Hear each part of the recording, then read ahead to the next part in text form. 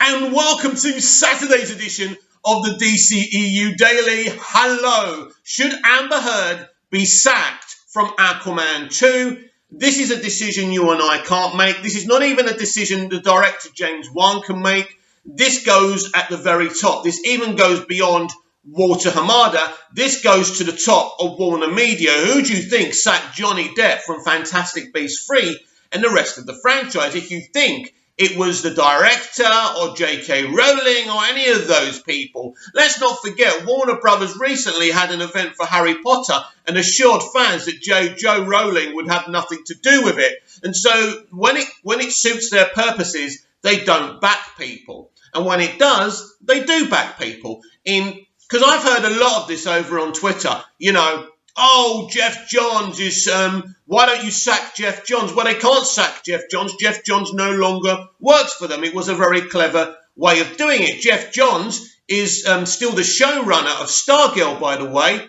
He's going to keep that job. So in a way, he is working for them and working with them. But that's the thing. He doesn't work for them. He works with them. Jeff Johns is a partner with Warner Brothers and Warner Media and AT&T. And he's not going to lose that business partnership. Because when you say, why don't you get rid of Jeff Johns, right? No, this is the thing, right? Let's go back. Why are you getting rid of Johnny Depp, right, but not getting rid of Jeff Johns? Because it's quite simple to me, and I said it over on Twitter. Jeff Johns hasn't physically abused anyone. He hasn't been found guilty in a court of law. And when he is, if he is, then Warner Brothers will absolutely be destroyed for doing this, but they would remove Jeff Johns. When I say they would feel destroyed because they like the partnership they have with Jeff Johns. This is why Walter Hamada said to Ray Fisher, can you just throw Joss Whedon under the bus? Because obviously it's tangled with Jeff Johns in business relationships.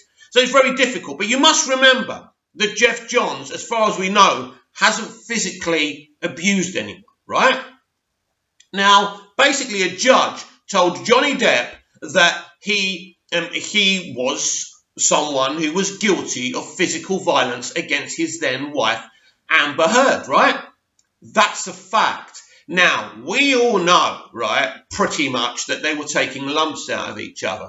So this is really their own private business. But they made it all of our business when they went public with it. Now, as I say, I'm only focusing here on the dceu element. Now, Amber Heard has been in Justice League, and Amber Heard has been in a $1 billion+ box office global event called Aquaman, right? She's now seen as Mira. A lot of people still love her as Mira.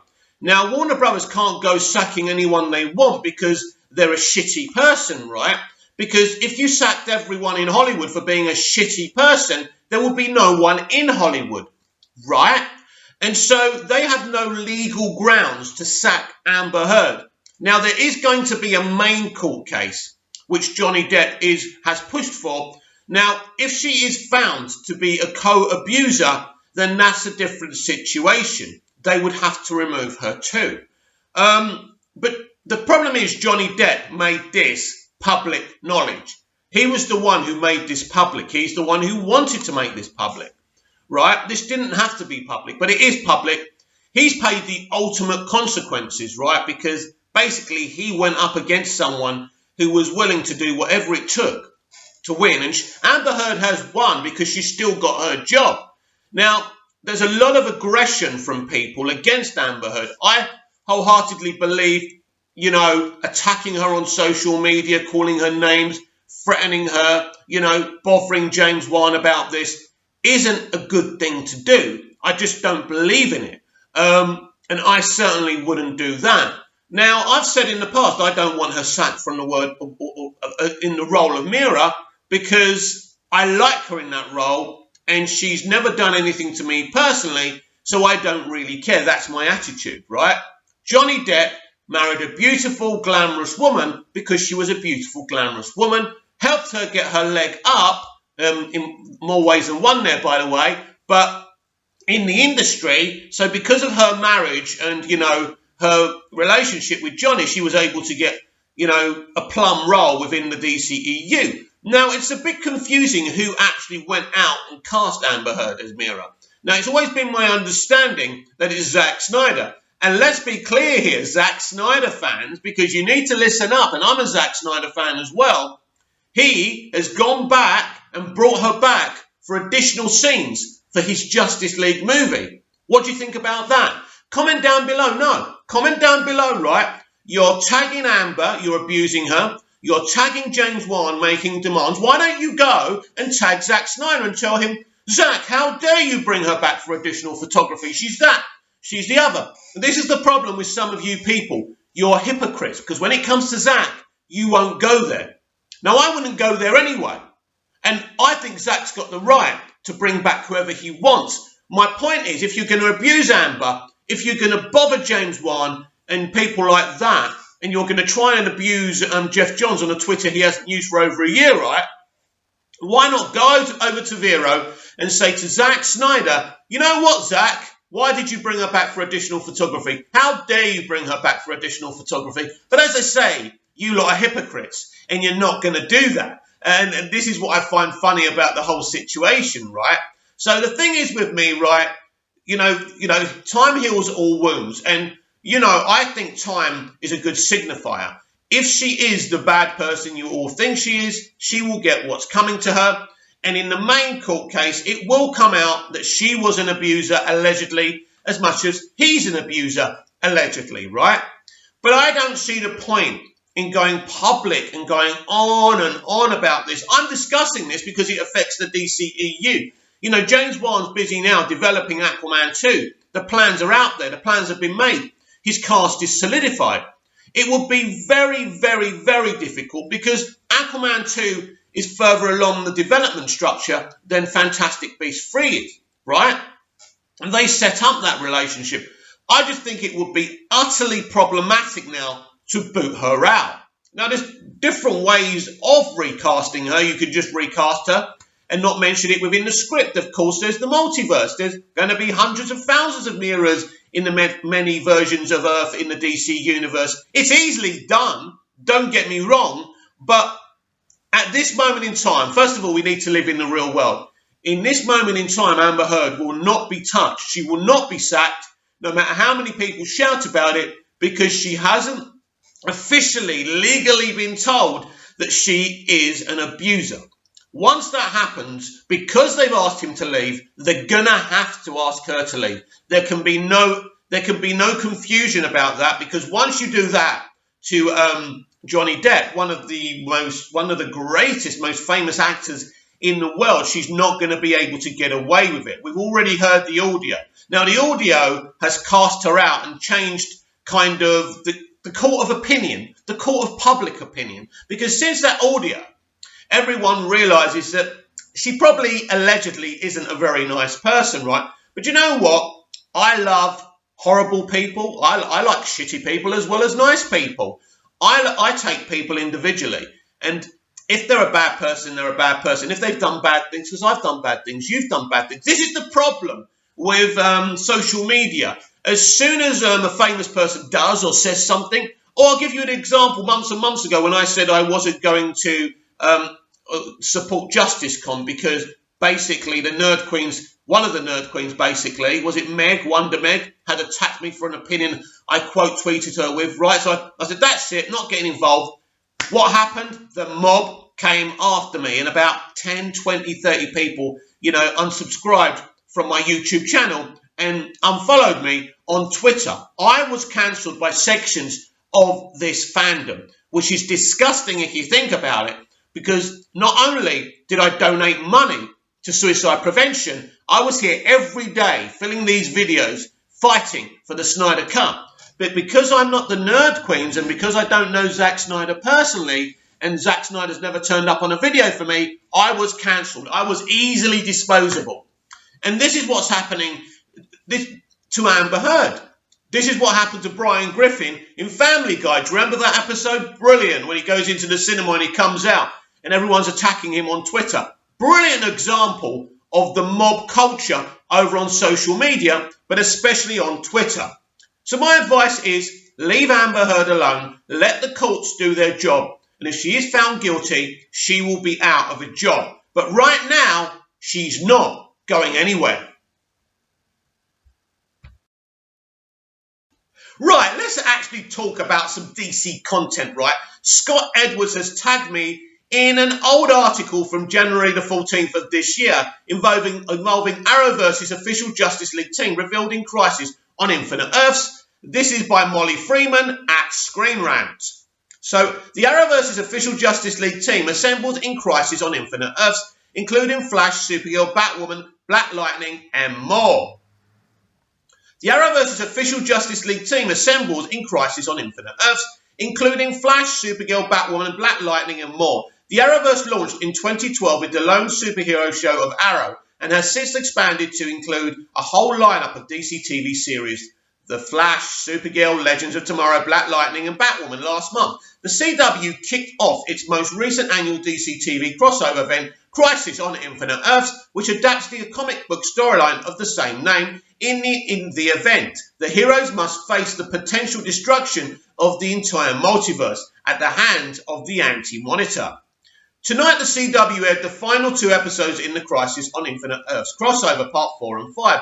At the conclusion of Part 4, Oliver Queen, a.k.a. Green Arrow, a.k.a. Spectre, Stephen Amell, sacrificed himself to reboot the multiverse. Shall I tell you what's kind of interesting about this story? Because it's very, very similar to what happens to Ben Affleck's Batman in the final chapter of Zack Snyder's Justice League. He too sacrifices himself. Now, let's just have a little bit of theorizing here. Could Batfleck himself become what actually Oliver Queen becomes? And I've forgotten the name they use. The Spectre, that's it. So could Batfleck actually become the Spectre by the end of Zack Snyder's Justice League? We're talking about season 3, 4, whatever, right? But could it happen? That's interesting because we do know originally Batfleck was supposed to sacrifice himself for the team and the world. Anyway, Amell sacrificed himself to reboot the multiverse, which brings a number of changes. The Arrowverse, one such change is that Supergirl and Black Lightning both exist on Earth 1. Renamed Earth Prime, which merges the Earths of the Arrowverse shows at the end of Part 5. Many of the Arrowverse's biggest heroes assemble to pay their respects to their fallen friend Oliver Queen. This scene also features the beginning of a new era for the Arrowverse, one that includes the Justice League. Now, let me just go back to Ben Affleck because this is kind of interesting. What if in the Flashpoint movie, Batfleck becomes the Anti-Monitor and reboots the multiverse? Think about that. Think about that for a moment. Though the Justice League team name is never said, the Flash has put together the Hall of Justice, or the beginning of it anyway, with a round table that sports a star and shield logo of the centre. The scene essentially assembles the Arrowverse's first official Justice League, which includes the Flash, Supergirl, Superman, Martian Manhunter, White Canary, Batwoman, and Black Lightning. The 7 members of the team sit down at the table, which leaves an 8th seat open for Green Arrow. The very final moments of Crisis on Infinite Earths Part 5 also introduces a new DC Comics character, though they don't appear on screen. Gleek, the blue alien monkey, appeared on the 70s animated series Super Friends as the pet of the Wonder Twins. In Crisis, the monkey itself doesn't appear, but its laugh can be heard, and an open cage is shown with the name Gleek printed on it. Perhaps the inclusion of Gleek means the Arrowverse will refer to its team of heroes as the Super Friends. Yeah, that wouldn't surprise me. They may not want to use Justice League, yeah. After all, the Super Friends were referenced in Flash and Supergirl music, the Flash and the Supergirl crossover. Now, this is interesting because Smallville referenced Super Friends at times as well. Or the team will go with the name Justice Society of America. Never going to happen. But that's unlikely since it references the group of superheroes in the 1940s that appeared on Legends of Tomorrow. Exactly. Never going to happen. I'm going with Super Friends personally. No matter what team name the Arrowverse's Justice League uses, it indicates the change in the CW's DC TV franchise. One that makes it more connected. Not only are all the shows set on Earth Prime now, but the heroes of the series are united by their inclusion in the group. What's unclear is whether Green Arrow's seat will ever be filled. We know Maya Queen will become Green Arrow in the future, but it remains to be seen whether some other character will fill that 8th seat in the interim. Now, it's got to be Superman, hasn't it? It's got to be Superman. Because I don't think she's mentioned Superman, has she? And if she has, I apologise. But if she hasn't mentioned Superman, it has to be Tyler Hoechling's Superman. I'm not sure at this time if Superman and Lois had been officially green-lighted. With Green Arrow and the Canaries and Superman and Lois, it was, Arrowverse spin-offs in the works, not to mention the other continuing Arrowverse shows. There's plenty of superhero adventures to be had, especially with the CW's new Justice League. Now, this is interesting. So if we go back to, where are we? Group. What's unclear is whether Green Arrow's seat will ever be filled. We know Marquis will become Green Arrow in the future, but it remains to be seen whether some other character, blah, blah, blah. Yeah, this is what I want to talk about. Basically, with Green Arrow and the Canaries. Basically, that's the one I want to talk about. Green Arrow and the Canaries was never green-lit, was it? What happened to Green Arrow and the Canaries? Now, they did do a backdoor pilot which didn't do too well. Let's be honest about it. And also, let's talk about Mia Queen, because they spent quite a while doing backflashes of the character in one of the seasons of Arrow. Was it season 7 or 8? I can't remember. And those flashbacks didn't go down well with fans either. So it's my guessing that the Mia Queen thing will not happen. But then again, because we know how politically weaponized the CW's Arrowverse is, they probably would do it anyway just to do it. So we'll see about that. I'm not sure. I think, and of course, we've changed our Batwoman now. So obviously that original, and at this time, the Batwoman, what's her name? The woman who played Batwoman, and what's her name? Ruby Rose, that's it. Ruby Rose has been fired as Batwoman, and we have got a new actor playing Batwoman. So that's got to be referenced now. Now, this is interesting because they had a certain amount of characters who were special, and I forgot the term they used for it. Now, this Batwoman is gone, so is the other Batwoman still one of those things, these people who were supposed to be special, right? What did they call them? I forgot now. Comment down below.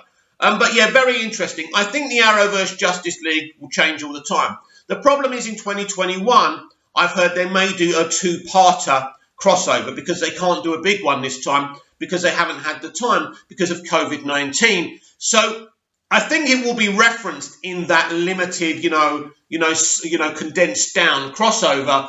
But I think the members will change all the time because especially if shows are going to be cancelled and people are going to be recast, it's very awkward to actually set up a team. But we will see what happens there. Comment down below, like, share and subscribe, and I'll be back tomorrow with even more DCEU Daily. See you again soon.